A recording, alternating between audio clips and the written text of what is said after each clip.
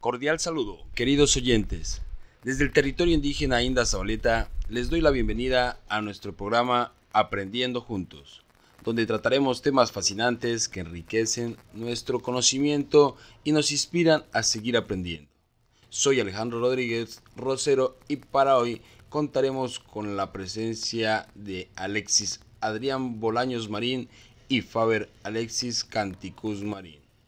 Así que, si están listos para aprender algo nuevo y emocionante, tomen su papel y lápiz, quédense con nosotros. Comencemos esta jornada de aprendizaje juntos. Hoy abordaremos un tema fundamental, la educación a través del tiempo y su relación con las teorías pedagógicas contemporáneas. Como bien se sabe, la educación no es estática, evoluciona con el tiempo, influenciada por factores históricos, sociales y políticos, desde la imposición de modelos coloniales hasta la modernización de los sistemas educativos. Cada etapa ha dejado huellas profundas en la forma en que enseñamos y aprendemos. Así que comencemos. Para desarrollar este análisis me basaré en textos académicos como Génesis y Desarrollo de los Sistemas Educativos 2004, Pedagogías Críticas de Maldonado 2008 y los aportes de Henry Giroux 2013. Sobre pedagogía crítica, también haré una comparación con la educación actual en Colombia, específicamente en el contexto rural, donde me desempeño como docente durante mucho tiempo y donde la realidad educativa se ve atravesada por múltiples desafíos. Como primer punto a tratar, tenemos que el contexto histórico de la educación ha tenido un recorrido complejo durante la colonia y la enseñanza. Estuvo orientada exclusivamente por la Iglesia Católica. Además, los profesores eran los únicos que tenían derecho a hablar en el aula de clases. Los estudiantes solo debían recibir la información y tratar de memorizar los temas para las evaluaciones. Se manejaba el lema "la letra con sangre entra". Sí, claro, compañero. ¿Qué recuerdos?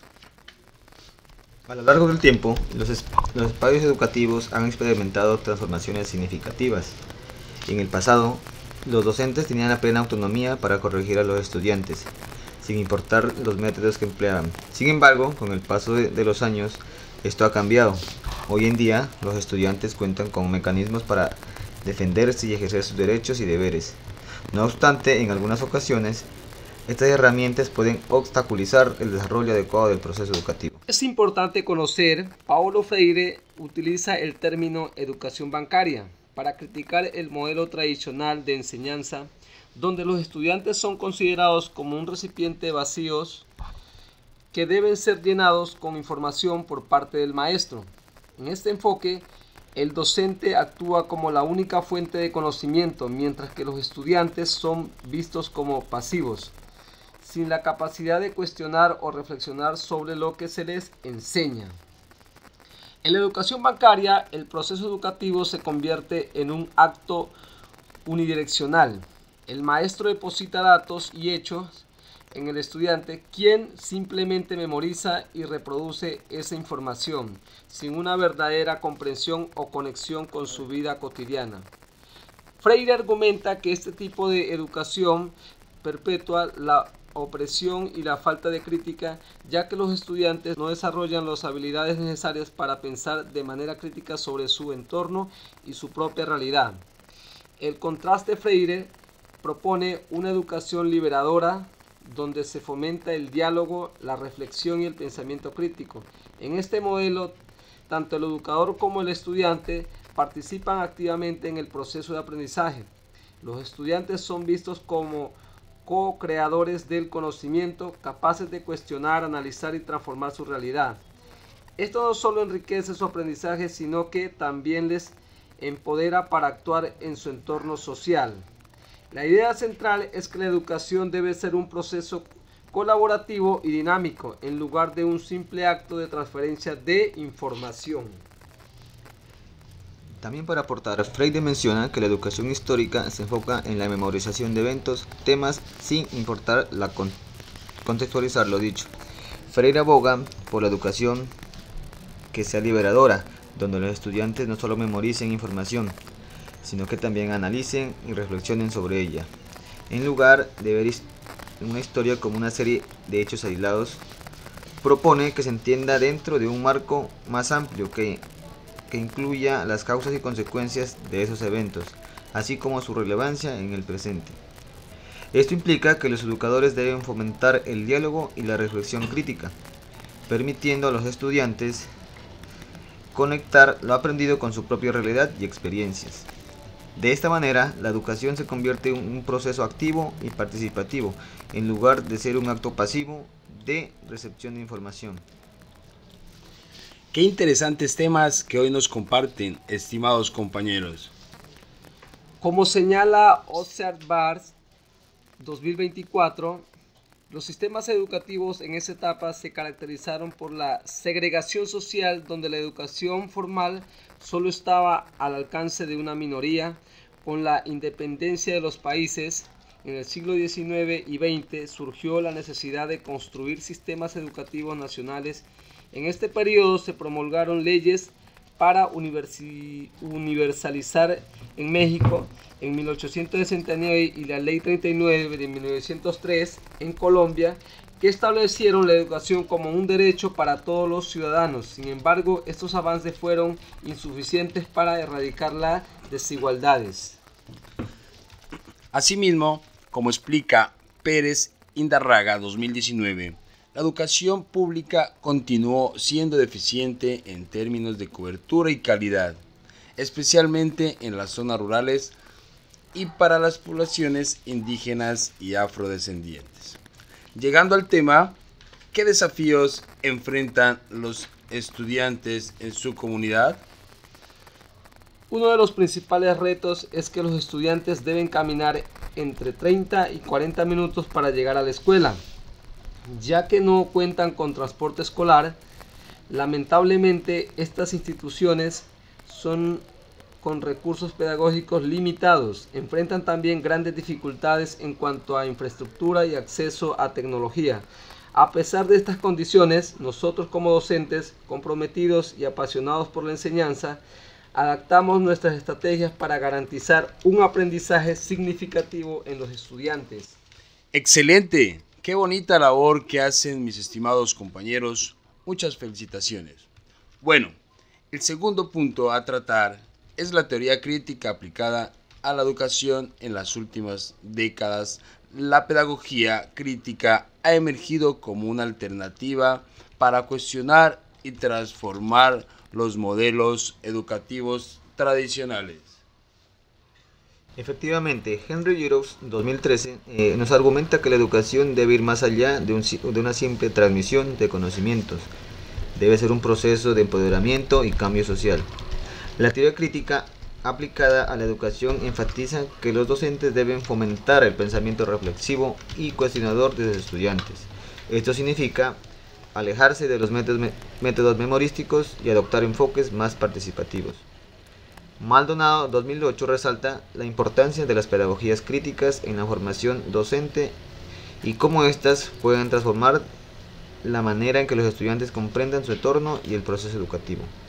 Las pedagogías críticas se centran en fomentar un pensamiento crítico, reflexivo y participativo, donde los estudiantes no solo absorben información, sino que también cuestionan, analizan y participan activamente de su aprendizaje.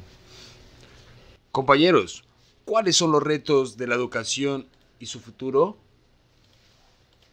A pesar de los avances, la educación continúa enfrentando grandes desafíos, entre ellos la brecha digital. La pandemia del COVID-19 evidenció claramente la desigualdad en el acceso a la tecnología. Según datos de la UNESCO, más del 50% de los estudiantes en América Latina no tuvo acceso a clases virtuales debido a la falta de conectividad. Esta realidad también se refleja en Colombia, especialmente en la vereda donde trabajo, donde tanto las escuelas como las viviendas carecen de conexión a internet y dispositivos electrónicos.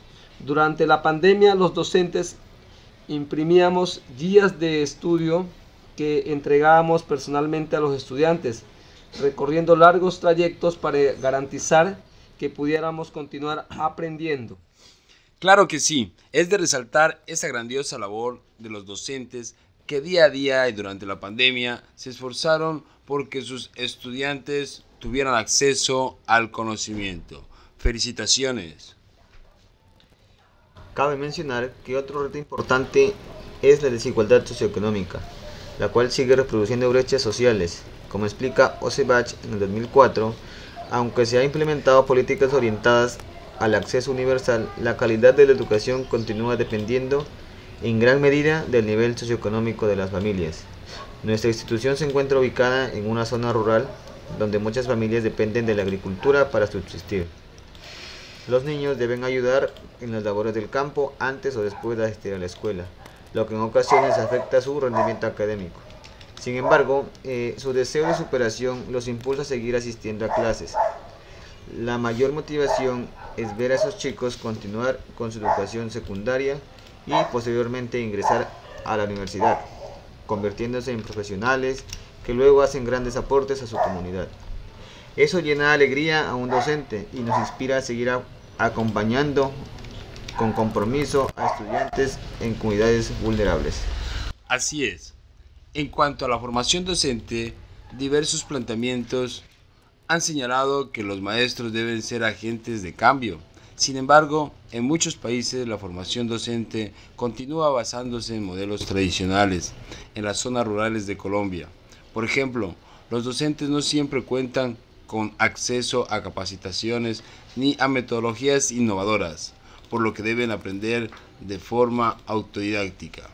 A pesar de ello, su vocación y compromiso los motivan a buscar alternativas pedagógicas adaptadas al contexto de sus estudiantes, asegurando que cada niño reciba una educación que le permita soñar con un futuro mejor. Compañeros, para concluir, ¿qué aportes podríamos definir a partir de esta reflexión? En conclusión, uno de los mayores logros es sembrar en cada niño esa semilla de motivación hacia la educación y demostrarles que, con esfuerzo y perseverancia, pueden llegar a ser grandes personas y profesionales capaces de transformar no solo su vida, sino también la de sus familias y su comunidad.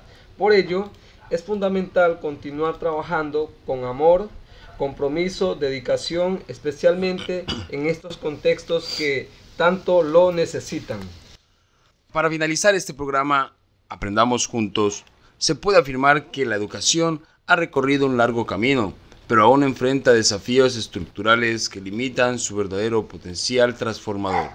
Como lo hemos analizado, la historia demuestra que los cambios en el sistema educativo no dependen únicamente de reformas legales, sino también de una transformación en la mentalidad, tanto en la práctica docente como en la sociedad en general.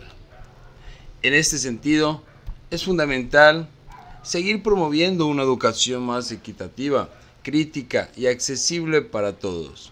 La pedagogía crítica nos brinda herramientas valiosas para avanzar hacia ese objetivo. Sin embargo, su implementación exige un compromiso real por parte de los gobiernos, las instituciones educativas y los docentes. En los contextos rurales de Colombia, la vocación de los maestros y el entusiasmo de los estudiantes han demostrado que, a pesar de las brechas existentes, la educación sigue y seguirá siendo una herramienta poderosa para transformar vidas. Bueno, estimados oyentes, esto ha sido todo por hoy. Hasta una próxima oportunidad y agradecer a nuestros invitados por compartir estos valiosos conocimientos. Gracias por acompañarnos en este programa. Igualmente, muchas gracias por brindarnos este espacio.